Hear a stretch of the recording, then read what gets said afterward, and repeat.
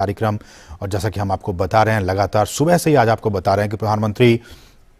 अगरतला में त्रिपुरा में जो महाराजा वीर विक्रम हवाई अड्डे है, जहां पर ये पहुंच चुके हैं प्रधानमंत्री, उसके एक नए टर्मिनल भवन का उद्घाटन प्रधानमंत्री अब से कुछ ही लम्हों के बाद करेंगे। आप देख सकते हैं सिविल एविएशन मिनिस्टर भी वहां पे उनके साथ मौजूद, साथ ही साथ त्रिपुरा के जो चीफ मिनिस्टर हैं, मुख्यमंत्री, वो भी उनके साथ मौजूद। और आप ये तस्वीरें देख रहे हैं अगरतला एयरपोर्ट से, जहां के प्रधानमंत्री पहुंच चुके हैं।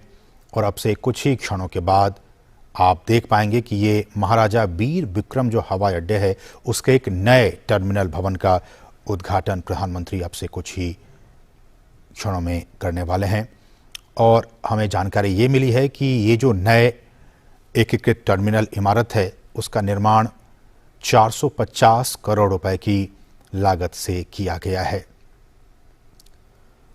प्रधानमंत्री इस टर्मिनल भवन का जायजा लेते हुए उनको अधिकारियों की तरफ से ये बताया जा रहा है कि किस तरह से ये टर्मिनल भवन है, उसका निर्माण कैसे किया गया है। हम आपको अभी बताएं, ये देखिए, ये वो मास्टर प्लान जिसके तहत इस पूरे टर्मिनल भवन का निर्माण किया गया है। और इसमें सारी चीज़ें अत्याधुनिक सुविधाओं से लैस ये टर्मिनल भवन, कहा जा रहा है कि इस पूरे एकीकृत यूनिफाइड टर्मिनल जो भवन है, इमारत है, उसका निर्माण 450 करोड़ रुपए की लागत से किया गया है। और ये आधुनिक सुविधाओं से युक्त है। और अगर इसके एरिया की बात की जाए तो 30,000 वर्ग मीटर में ये अत्याधुनिक भवन फैला हुआ है। और जो लेटेस्ट टेक्नोलॉजी है, आईटी टेक्नोलॉजी, आईटी नेटवर्क, उसके द्वारा ये सपोर्टेड ये टर्मिनल है। और जैसा कि हमने आपको बताया है कि ये जो नई इंटीग्रेटेड टर्मिनल बिल्डिंग है,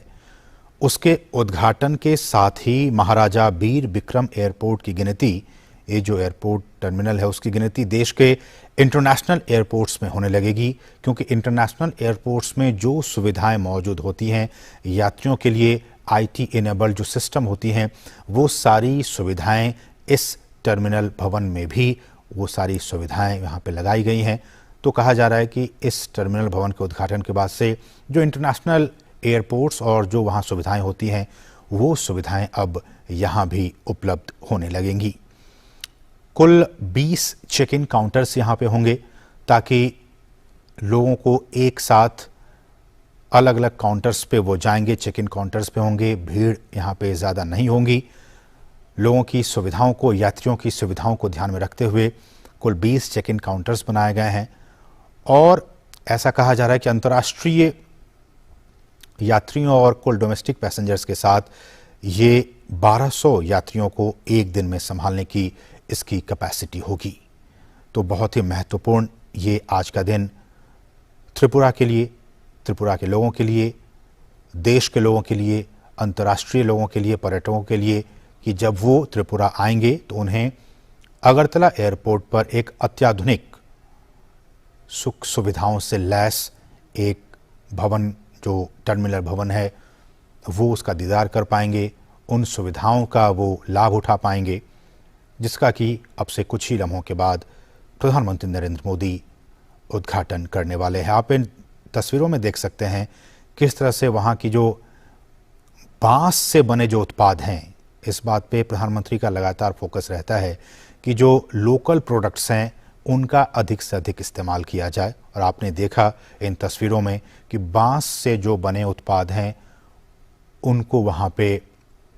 लगाया गया है सजावट के तौर पर। बहुत ही उम्दा, बहुत ही बेहतरीन ये उत्पाद। और आप देखेंगे अब से कुछ ही लम्हों के बाद उन तस्वीरों में कि ये जो भवन है, उनमें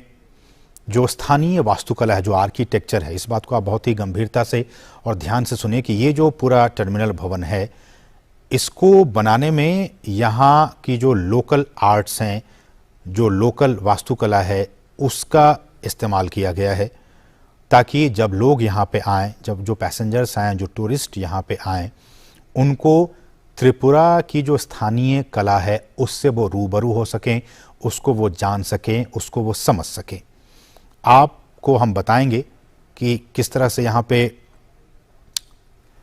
उन्नाकोटी पहाड़ियों की जो पत्थर हैं, उन पत्थरों से बनी जो मूर्तियां हैं वो यहाँ पे लगाई गई हैं। अब से कुछ ही लम्हों के बाद हम आपको वो तस्वीरें दिखाएंगे। फिलहाल प्रधानमंत्री इस पूरे टर्मिनल भवन का जायज़ा लेने के लिए कार्ट में बैठ चुके हैं और धीरे धीरे हौले हौले प्रधानमंत्री का ये कार्ट आगे बढ़ता हुआ और प्रधानमंत्री इस पूरे टर्मिनल भवन का जायज़ा लेंगे कि किस तरह से अत्याधुनिक सुविधाओं से लैस इस टर्मिनल भवन का निर्माण किया गया है। हमने जैसा आपको बताया कि 450 करोड़ रुपए की भी लागत से अधिक की लागत से इस पूरे भवन का निर्माण किया गया है। 30,000 वर्ग मीटर में ये जो टर्मिनल है वो फैला हुआ है। आईटी इनेबल्ड सारी चीज़ें आपको यहाँ पे मिलेंगी।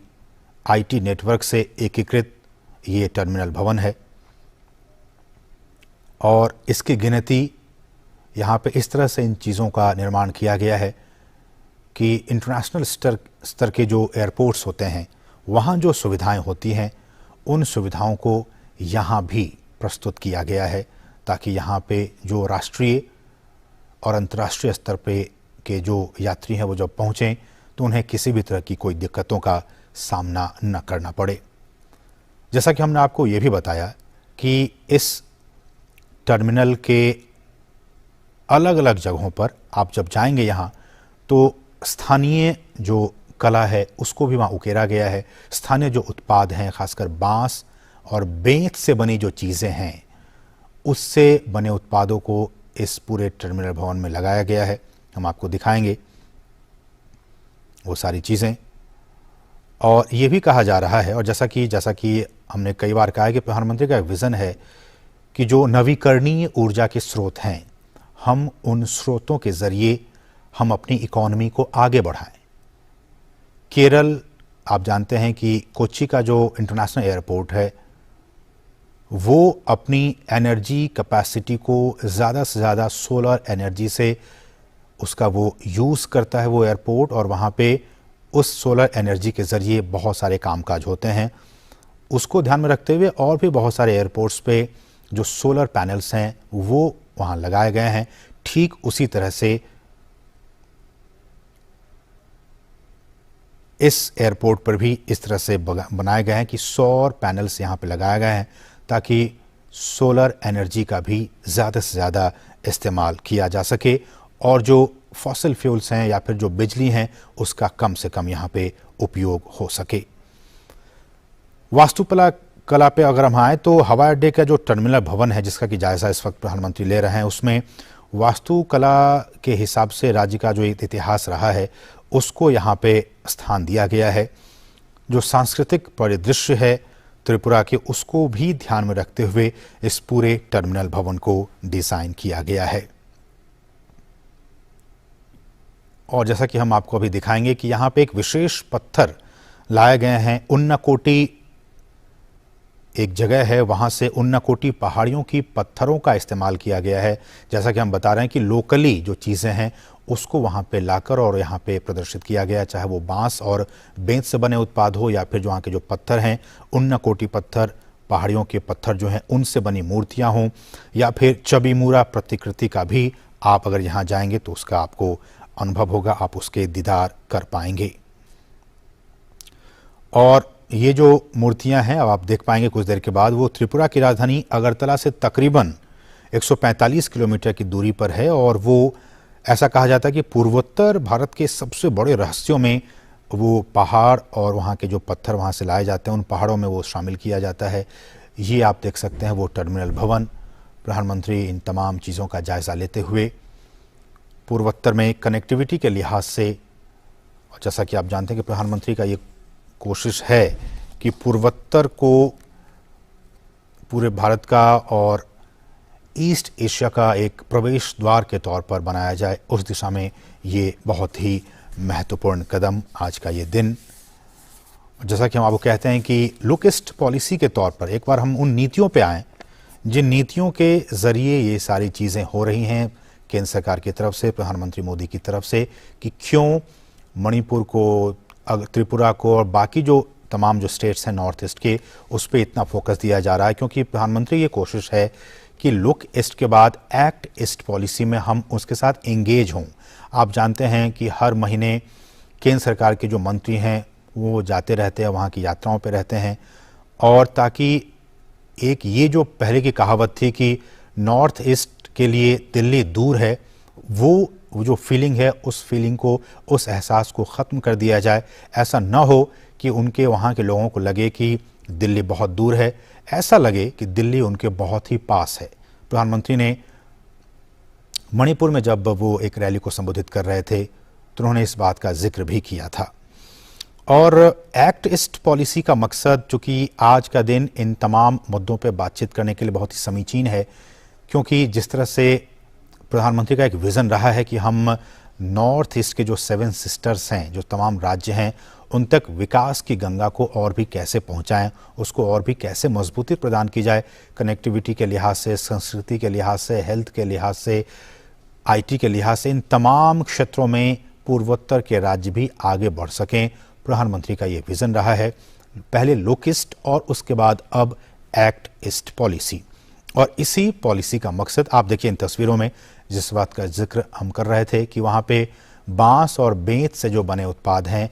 उन उत्पादों को वहाँ पे बहुत ही प्रमुखता से लगाया गया है ताकि